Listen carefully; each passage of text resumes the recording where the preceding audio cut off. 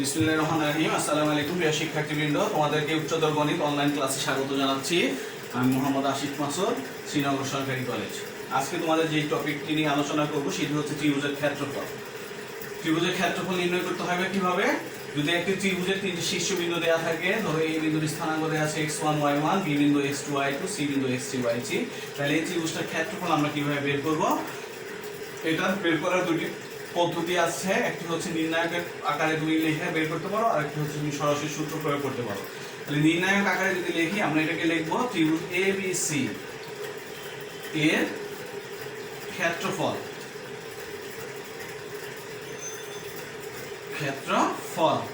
সমান সমান, অথবা শুধু ত্রিভুজ ABC লিখলেও হবে, এর ক্ষেত্রফল একটু না লিখলেও চলবে। সূত্রটা এটা কি? নির্ণায়ক আকারে আমরা যদি লিখি হাফ ইনটু, আমরা কি করবো এটাকে? এটা লেখার পদ্ধতি হচ্ছে প্রথম বিন্দু যেটা দেওয়া আছে তার ভুজ এবং কোটি, প্রথম কলামে ভুজ লিখবা, দ্বিতীয় কলামে কোটি লিখবা, তৃতীয় কলামে মান লিখবা। দ্বিতীয় সারিতে এসে দ্বিতীয় বিন্দুর ভুজ এবং কোটি লিখবা, ওয়ান লিখবা। তৃতীয় সারিতে এসে ভুজ এবং কোটি লিখবা এবং ওয়ান লিখবা। এটা হচ্ছে নির্ণায়ক আকারে ত্রিভুজ ABC এর ক্ষেত্রফল বের করার পদ্ধতি, লেখার পদ্ধতিটা। এখন এটা যদি আমরা নির্ণায়কটা করি, তাহলে যে রাশিটা আসবে সেটাই হচ্ছে তার সূত্রটা। আমি আশা করি তোমরা বীজগণিতে ক্লাসে নির্ণায়ক কীভাবে করে সেটা করে আসছো। তাহলে এটা যদি আমরা নির্ণায়ক করি, তাহলে যে জিনিসটা আসবে তোমরা নিজেরা করে দেখবা। আমি সরাসরি দেখে দিচ্ছি কারণ আমাদের সময় কম।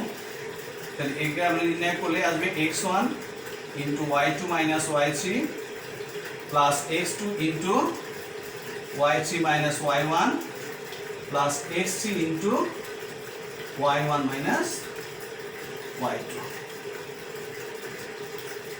এই জিনিসটা আসবে। তাহলে এটাই হচ্ছে ত্রিভুজ ABC এর ক্ষেত্রফল বের করার ফর্মুলা। এটা হচ্ছে ত্রিভুজ ABC এর ক্ষেত্রফল বের করার ফর্মুলা। আর নির্ণায়ক আকারে আমরা এইভাবে লিখতে পারি, আর সেই নির্ণায়ক থেকে আমরা নির্ণায়কটা করার পরে আমরা এই রাশিটা পাবো। এটা সরাসরি কেউ যদি এখন অঙ্ক তোমাদের দেয়া থাকে এই যে শীর্ষবিন্দু ক্ষেত্রফল বের করতে বলে, কেউ এইভাবে লিখে তারপর তুমি অঙ্ক করতে পারো। আর কেউ যদি সূত্রটা সরাসরি মুখস্থ থাকে, সেই সরাসরি সূত্রের মধ্যে মান বসাই দিবা x1 y1 x2 y2 x3 y3, তাহলে তোমাদের উত্তর এসে পড়বে। খেয়াল রাখতে হবে, আমরা যখন ত্রিভুজের ক্ষেত্রফল বের করবো, আমরা হিসাব করবো কোন দিকে? সবসময় ঘড়ির কাঁটার বিপরীত দিকে হিসাব করবো। কারণ করবো কোন দিকে? ঘড়ির কাঁটার বিপরীত দিকে হিসাব করবো। ঘড়ির কাঁটার বিপরীত দিকে হিসাব করলে ক্ষেত্রফল ধনাত্মক আসবে, আর ঘড়ির কাঁটার দিকে হিসাব করলে ক্ষেত্রফল ঋণাত্মক আসবে। ক্ষেত্রফল ধনাত্মক ঋণাত্মক যে দিকে আসবে উত্তর হবে ধনাত্মক, কারণ ক্ষেত্রফল সবসময় কি হয়? ধনাত্মক হয়। ক্ষেত্রফল কখনো ঋণাত্মক হইতে পারে না।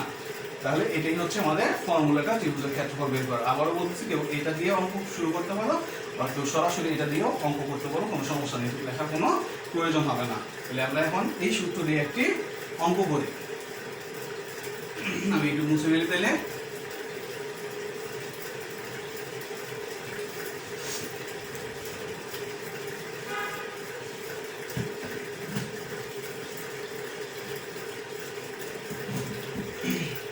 ধরো তোমাদের বইয়ে একটা অঙ্ক দেয়া আছে ABC ত্রিভুজের শীর্ষ। তোমাদের বইয়ের এটা হচ্ছে পেজ নাম্বার 91, পেজ নাম্বার 91, কক্ষপথ প্রকাশনীর বই, অনুশীলনী 3C, অনুশীলনী 3C। অঙ্কের নাম্বার হচ্ছে এটা তোমাদের 11। এই অঙ্কটা কি?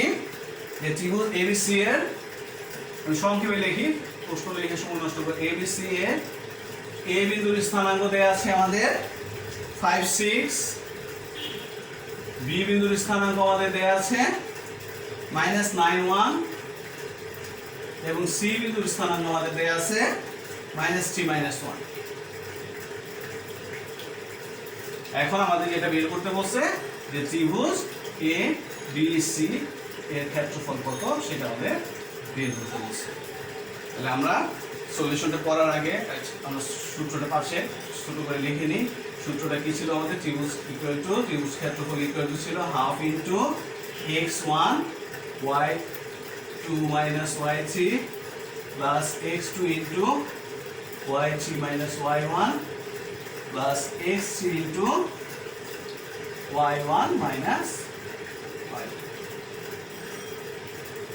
এই হচ্ছে আমাদের ফর্মুলাটা, আমি লিখে রাখলাম এই জায়গায় সূত্রটা। তাহলে এই অঙ্কটা সলিউশন আমরা করব। কেউ যদি ছবি এঁকে নিতে পারবে স্থানাঙ্ক অনুসারে ছবি আঁকো কোনো সমস্যা নেই, আর না আঁকলেও কোনো সমস্যা নেই। এবিসি ত্রিভুজ এরকম দেখা যাচ্ছে, এটা আমরা বুঝতে পারতেছি। প্রথম স্থানাঙ্ক এটা x1 y1 x2 y2 x3 y3, এইভাবে আমরা অঙ্ক করে ফেলবো। আর যদি কেউ মনে করো ছবি এঁকে করবো তাও করতে পারো, ছোট করে একটা ছবি এঁকে নিতে পারো। 5 6, তাহলে 1 2 3 4 5 6, 1 2 3 4 5 6, তাহলে এটা হচ্ছে আমাদের 5 6 মানে এই বিন্দু 5 6। তারপরে হচ্ছে কত -9 1 1 2 3 4 5 6 7 8 9, আর 1 হচ্ছে এদিকে 1, তাহলে এটা হচ্ছে বি বিন্দু -9 1, আর সি বিন্দু কত দেয়া আছে আমাদের -3 -1 1 2 3 -3 সরি -3 আর -1, তাহলে এটা হচ্ছে -1 -3 -1, এটা হচ্ছে সি বিন্দু -3 -1। তাহলে এখন যদি আমরা এই বিন্দুগুলি যোগ করে দেই, এই হলো আমাদের ত্রিভুজটা। কেউ আঁকতে চাইলে আঁকতে পারো, না আঁকলে কোনো সমস্যা নেই। যদি এইটুকু শুধু ক্ষেত্রফল বের করতে বলে তাহলে তোমাদের কোনো দরকারই নাই। আর যদি অন্য কিছু থাকে, যদি এই নাম্বার অঙ্ক যেটা, এটা একটা দ্বিতীয় অংশ আছে, সেটা নিয়ে আমরা আলোচনা করবো একটু পরে। আগে আমরা ক্ষেত্রফল কিভাবে করবো এই সূত্র প্রয়োগ করে সেটা আমরা দেখি। তাহলে এই সূত্র অনুসারে আমাদের কি আসতেছে, সুতরাং আমি একটু সংক্ষেপে লিখি, তোমরা ডিটেলস লিখবা যে ত্রিভুজ এবিসি এর ত্রিভুজ এবিসি এর স্থানাঙ্ক এত এত দেয়া আছে। সুতরাং ত্রিভুজ এবিসি এর ক্ষেত্রফল ইকুয়াল টু এবিসি এর ক্ষেত্রফল লিখতে পারো, শুধু ত্রিভুজ এবিসি ইকুয়াল টু লিখতে পারো।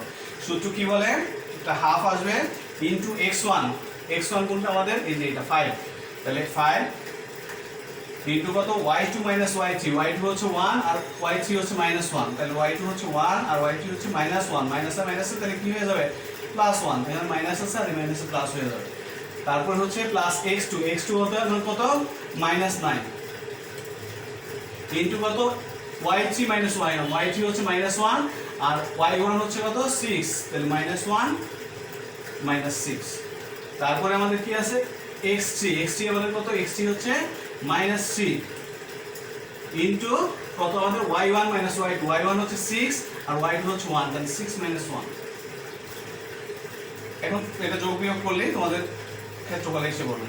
তাহলে কত আসতেছে দেখো, 5 ইনটু 2 1 1 2 মাইনাস, এটা গুণ করলে হয় মাইনাস, এখানে কত আসতেছে 6 1 -7, এখানে -3 আসবে, আর এখানে 6 থেকে 1 বাদ দিলে 5, তাহলে ইকুয়াল টু কত আসতেছে আমাদের হাফ 10 7 নং কত হয় 63 প্লাস 63 মাইনাস 3 5 15 ইকুয়াল টু আমাদের কি আসতেছে, তাহলে half into 73 minus 15 equal to, তাহলে ত্রিভুজ এবিসি ইকুয়াল টু কত আসে হাফ ইনটু 73 থেকে 15 বাদ দিলে 10 বাদ দিলে 63 আর 5 বাদ দিলে 58। সুতরাং ত্রিভুজ A B C equal to কত, 2 দিয়ে কাটলে হবে 29। ক্ষেত্রফল কি হবে সবসময় বর্গ একক, এত বর্গ একক। তাহলে আমাদের এই ত্রিভুজের ক্ষেত্রফল, যে এবিসি ত্রিভুজের এ বিন্দু বি বিন্দু সি বিন্দুর স্থানাঙ্ক যেটা দেয়া আছে, সেই ত্রিভুজের ক্ষেত্রফল কত আসলে আমাদের 29 বর্গ একক। তাহলে আমরা দেখলাম যে এই সূত্রটা যদি আমাদের মুখস্থ থাকে, তাহলে আমরা এই মানগুলি বসাই দিলে x1 y1 x2 y2 x3 y3 মান বসাই দিলে আমি সরাসরি অঙ্ক করতে পারবো। আর কেউ যদি মনে রাখবে, এটা মনে করো যে এটা মনে রাখতে পারবা না, মুখস্থ রাখতে পারবা না, তাহলে তুমি নির্ণায়ক আকারে লিখবা, লিখে তারপর অঙ্ক করবা, তাহলে হবে। তোমার একটু সময় 2 লাইন বেশি করতে হবে।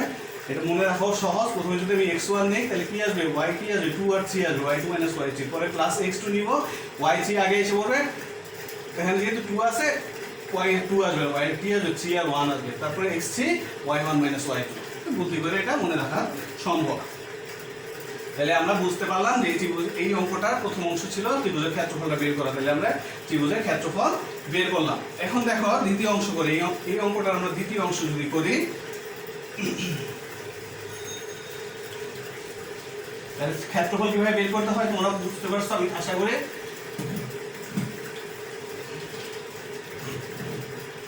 এই অঙ্কের দ্বিতীয় অংশে বলছে এ হতে বিসির উপর, এ হতে বিসি এর উপর লম্বের দৈর্ঘ্য নির্ণয় করো। এবিসি ত্রিভুজের এ বিন্দু বি বিন্দু সি বিন্দু স্থানাঙ্ক দেওয়া আছে, ত্রিভুজ এবিসি এর ক্ষেত্রফল বের করতে বলছে, যেটা আমরা বের করলাম। দ্বিতীয় অংশে বলছে যে এ বিন্দু হইতে এই বিসি এর উপর একটা লম্ব অঙ্কন করব, তার দৈর্ঘ্য বের করতে বলছে। বললাম এই বিন্দু হইতে বিসি এর উপর আমি একটা লম্ব এবি অঙ্কন করলাম, এই দৈর্ঘ্য আমাদের বের করতে বলছে। এই দৈর্ঘ্যটা আমরা কিভাবে বের করব? তা আমরা লিখবো এটা এইভাবে, ধরি এ হতে বিসি এর উপর লম্ব এ বি। আমরা কি জানি? আমরা জানি ত্রিভুজের ক্ষেত্রফল ইকুয়াল টু কত হয়? ত্রিভুজের ক্ষেত্রফল সমান হচ্ছে হাফ ইন্টু ভূমি ইন্টু উচ্চতা। উচ্চতা হচ্ছে কি? ভূমি থেকে বিপরীত শীর্ষবিন্দুর উপর যে লম্ব সেটাই হচ্ছে উচ্চতা। তাহলে এই ত্রিভুজের ক্ষেত্রে কি আছে দেখো তো, হাফ ইন্টু ভূমি কত এখানে, যেখানে আমি লম্ব আঁকতেছি যেটার উপর, বিসি হচ্ছে লম্ব, ভূমি ইন্টু উচ্চতা হচ্ছে কত আমাদের, এডি। এডি হচ্ছে আমাদের উচ্চতা। তাহলে এখান থেকে আমাদের কি মান বের করতে হবে? এডির মান বের করতে হবে। এখানে এখান থেকে আর ত্রিভুজের ক্ষেত্রফল আমরা অলরেডি বের করে ফেলেছি। ত্রিভুজের ক্ষেত্রফল কত আসছিল আমাদের? 29 বর্গ একক আসছিল। তাহলে 29 ক্ষেত্রফল হচ্ছে 29। তাহলে এখানে যদি আমি ক্ষেত্রফল 29 বসাই, বিসির দৈর্ঘ্যটা বের করতে পারি, তাহলে আমি অঙ্ক বের করতে পারবো। তাহলে এখান থেকে আমি সরাসরি অঙ্ক করতে থাকি। সুতরাং ত্রিভুজের ক্ষেত্রফল আমি কত লিখবো? 29। আমরা ক্ষেত্রফল 29 বের করছিলাম, তোমাদের মনে আছে, ইকুয়াল টু হাফ ইন্টু, এবার আসো বিসি। এই যে বিসি কিভাবে বের করবো? বিসি মানে হচ্ছে বি বিন্দু হইতে সি বিন্দুর দূরত্ব। বি বিন্দু হইতে সি বিন্দুর দূরত্ব বের করার সূত্র কি মনে আছে তোমাদের? ভুজদ্বয়ের অন্তর হোল স্কয়ার প্লাস কোটিদ্বয়ের অন্তর হোল স্কয়ার, উপরে একটা রুট ওভার। তাহলে উপরে রুট ওভার আমরা দিলাম। ভুজদ্বয়ের অন্তর -9 -3 -9 -3 মাইনাস প্লাস 3 হয়ে যাবে হোল স্কয়ার, প্লাস কোটিদ্বয়ের অন্তর হোল স্কয়ার। কোটি হচ্ছে 1 আর -1, তার মানে 1 + 1 হোল স্কয়ার। তাহলে ইজিক্যালটা আমাদের কত আসলো এখানে? হাফ ইনটু রুট ওভার 9 থেকে 6 বাদ দিলে কত? 3 বাদ দিলে 6 থাকে। তাহলে 6 স্কয়ার কত হবে? 36 হবে। মাইনাস হলো রুট স্কয়ার হলে প্লাস হয়ে যাবে। আর এখানে 1 1 2 হয়, 2 স্কয়ার মানে হচ্ছে 4। তাহলে আমাদের কত আসতেছে এই জায়গায়? আর এই জায়গায় কি ছিল? একটা জিনিস বাকি হয়ে গেল, খেয়াল করি না। ইনটু এডি আছে, এই যে এডি, এই যে এডিটা রয়ে গেল। খেয়াল করো, 29 হচ্ছে ত্রিভুজের ক্ষেত্রফল ইকুয়াল টু হাফ, এই হাফ লিখলাম। বিসি হচ্ছে বি বিন্দু হইতে সি বিন্দুর দূরত্ব ইনটু এডি যেটা আছে সেটা আমি লিখলাম। আমি এরপরে উপরের দিকে করি, তাহলে আমাদের বুঝতে দেখতে সুবিধা হবে। উপরে করলাম, আমি এগুলি মুছে দিচ্ছি।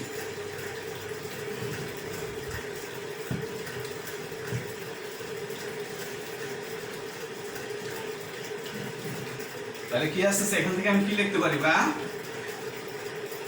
29 is equal to half into root over, এখানে কত হয়? তাহলে কত বলছিলাম আমি তোমাদের? এখানে 6 36 প্লাস 4 ইনটু এডি,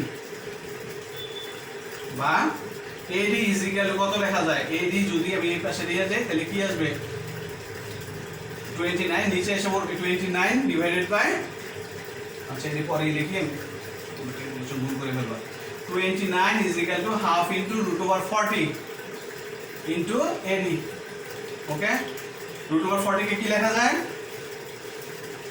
রুট ওভার 40 কে কি লেখা যায়? আমরা 29 is equal to half into root over 40 কে আমি লিখতে পারি 4√10 ইনটু এডি। তাহলে এই 2 কাটা চলে যাবে, 2 থাকবে। তাহলে ইজ ইকুয়াল টু কত লেখা যায় এখানে? 29 ইজ ইকুয়াল টু লেখা যাচ্ছে 2√10 এডি। এই জায়গায় একটু ভুল হয়েছে, এখানে 2 হবে। তাহলে √10 এডি। সুতরাং এডি ইজ ইকুয়াল টু কি আসতেছে আমাদের? 29 ডিভাইডেড বাই √10, এত একক। তাহলে তোমরা খেয়াল করো, আমরা কি বের করছি? এডি বের করছি। এডি মানে হচ্ছে ভূমি থেকে শীর্ষবিন্দুর দূরত্ব যেটা, সেটা বের করছি। আর সেটা কিভাবে বের করলাম? আমরা জানি ত্রিভুজের ক্ষেত্রফল is equal to half into ভূমি ইনটু উচ্চতা। ভূমির দূরত্ব আমরা কিভাবে বের করলাম? দুইটা বিন্দুর মধ্যবর্তী দূরত্ব দিয়ে। তাহলে আমাদের এই অঙ্কটা ত্রিভুজের ক্ষেত্রফল আসছিল কত? 29 বর্গ একক। আর এই হইতে বিসি এর উপর যে লম্ব তার দৈর্ঘ্য আসছে 29/√10 একক। বোর্ডটা ছোট, এই জন্য তোমাদের একসাথে পুরো অঙ্কটা উপস্থাপন করা গেল না। তোমরা একটু নিজেরা থরলি দেখবা যেভাবে করা হয়েছে, প্রত্যেকটা লাইন দেখে দেখে বোঝার চেষ্টা করবা।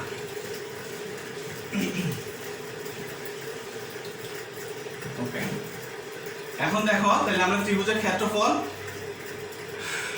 বের করার সূত্রটা শিখতে পারছি। এখন তিনটা বিন্দু যদি একই রেখার উপর হয়, তিনটা বিন্দু এ বিন্দু, বি বিন্দু, সি বিন্দু একই রেখার উপর অবস্থিত, তাহলে কি এটা কোন ত্রিভুজ গঠন করবে? এটা কোনো ত্রিভুজ গঠন করবে না। আর যদি ত্রিভুজ গঠন না করে তাহলে কি হবে? কোনো ত্রিভুজ নাই, তার মানে ত্রিভুজের ক্ষেত্রফল নাই।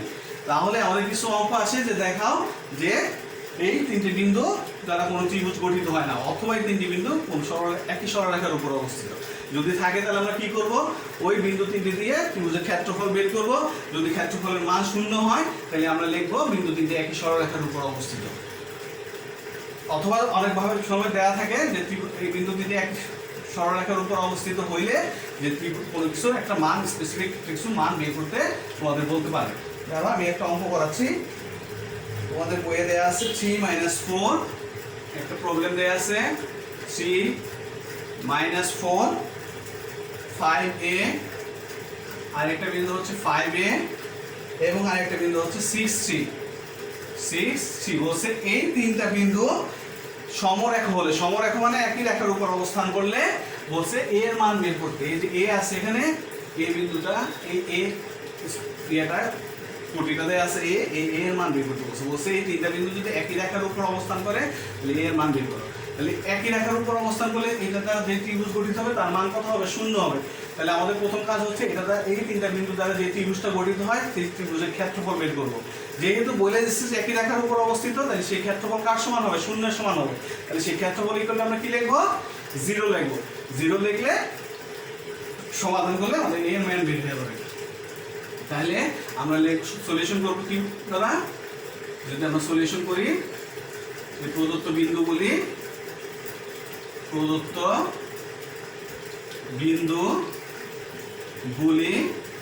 C - 4 5a এবং 6 3 বিন্দুগুলি দ্বারা উৎপন্ন ত্রিভুজের ক্ষেত্রফল, বিন্দুগুলি দ্বারা উৎপন্ন ত্রিভুজের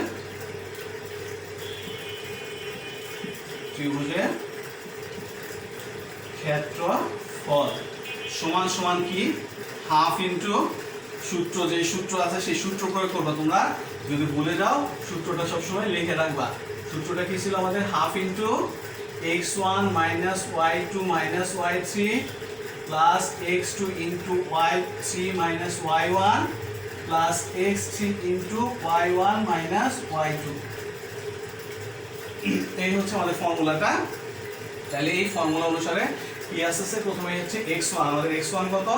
3, তাহলে আমরা 3 লিখবো। তারপরে আমাদের কি বলতেছে? y2 - y3, y2 হচ্ছে a আর y3 হচ্ছে 3, তাহলে a - 3, তারপর হচ্ছে প্লাস চিহ্ন x2 আমাদের কত? এই যে এটা 5, x2 হচ্ছে আমাদের 5 ইনটু কত? y3 - y1, y3 হচ্ছে কত? 3 আর y1 হচ্ছে -4, তাহলে 3 - 4 মানে +4 হয়ে যাবে, মাইনাস মাইনাসে প্লাস হয়ে যাবে। তারপর হচ্ছে প্লাস x3 আমাদের কত? 6 আর কত আছে এখানে? y1 - y2, y1 হচ্ছে -4 আর y2 হচ্ছে আমাদের a। এই ফর্মুলা অনুসারে আমরা বসাই দিলাম। ইজিক্যাল কত আসে আমরা একটু ক্যালকুলেশন করি। এটা 3a - 9 3 4 হয় 7, তাহলে 5 7 35 প্লাস এখানে মাইনাস আসবে -6 424 আর এখানে আসতেছে -6 আমি ভিতরে গুণ করে দিলাম যে যা যা আছে হাফ ইনটু, তাহলে এখানে কি আছে তোমরা একটু দেখো, এখানে আছে +3a, এখানে আছে -6a, তাহলে -3a হবে, এখানে আছে 24 আর 9 আর 24 দুইটা মাইনাস, তাহলে -33 আর +35 মানে হচ্ছে +2। এইটা আসতেছে যোগ বিয়োগ করলে আমাদের আসতেছে এই জিনিসটা একটু দেখো, -6 থেকে 3a বাদ দিলে -3a আর 9 আর 24 যোগ করলে হয় 33, 35 থেকে 33 বাদ দিলে হয় +2, 35 হচ্ছে ঘনত্ব। এটা হচ্ছে ত্রিভুজের ক্ষেত্রফল। এখন কি বলছিল? এই তিনটা বিন্দু একই, আমাদের কোশ্চেন দিয়ে দিচ্ছে তিনটা বিন্দু সমরেখা মানে একই রেখার উপর অবস্থিত। তাহলে আমরা কি লিখবো এখানে? আমরা লিখবো যেহেতু বিন্দুগুলি সমরেখ সুতরাং বিন্দুগুলি দ্বারা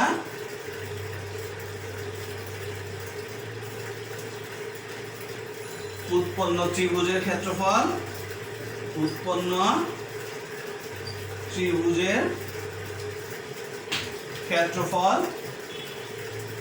কত হবে? 0।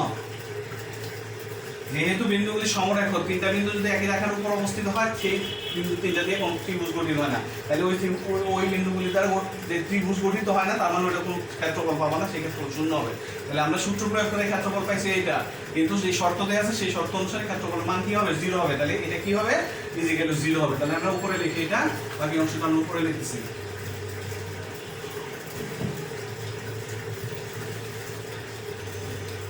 তাহলে আমাদের কি আসলো? সুতরাং প্রশ্ন মতে তাহলে half into minus 3a plus 2 is equal to 0, বা 3a ইজ ইকাল টু আমরা কি লিখতে পারি? 2 লিখতে পারি সাইড চেঞ্জ করলে। সুতরাং a ইজ ইকাল টু কত আসবে? 2/3। তাহলে আমাদের প্রশ্ন বলছিল বিন্দুগুলি সমরেখ হলে a এর মান বের করতে। যেহেতু বিন্দুগুলি সমরেখ, যে ত্রিভুজের ক্ষেত্রফল আমরা যেটা পাবো সেটার মান হচ্ছে 0। তাহলে আমরা এই ত্রিভুজের ক্ষেত্রফল এটা পাইছি, যেহেতু বিন্দুগুলি সমরেখ তার ক্ষেত্রফল আসলে হওয়ার কথা না, তাহলে এই ক্ষেত্রফলটা কি হয়ে যাবে? 0 হয়ে যাবে। এটা সমাধান করে আমরা a এর মান পেলাম, যে a ইজ ইকুয়াল টু 2/3। এখন তোমরা কিভাবে বুঝবে এটা অঙ্ক হয়েছে কিনা?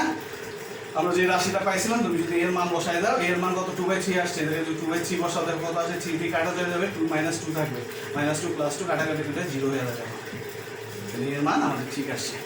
তাহলে আমরা আজকে যেটা শিখলাম সেটা হচ্ছে যে ত্রিভুজের ক্ষেত্রফল বের করার ফর্মুলা কি। ফর্মুলাটা তোমরা 3 নায়ক আকারে লিখে পরে করতে পারো, অথবা সরাসরি ফর্মুলা মুখস্থ থাকলে তোমরা করতে পারো। তারপর আমরা কি শিখলাম? যে কোনো শীর্ষবিন্দু হইতে কোনো ত্রিভুজে কোনো ভূমির উপর যদি লম্ব আঁকা হয়, সেই লম্বের দৈর্ঘ্য আমরা কিভাবে বের করবো? ত্রিভুজের ক্ষেত্রফল বের করার যে ফর্মুলা, হাফ ইন্টু ভূমি ইন্টু উচ্চতা, সেইটা থেকে আমরা ক্ষেত্রফল মান বসাই দিয়ে আমরা ভূমির দৈর্ঘ্য বের করে উচ্চতা আমরা বের করতে পারবো।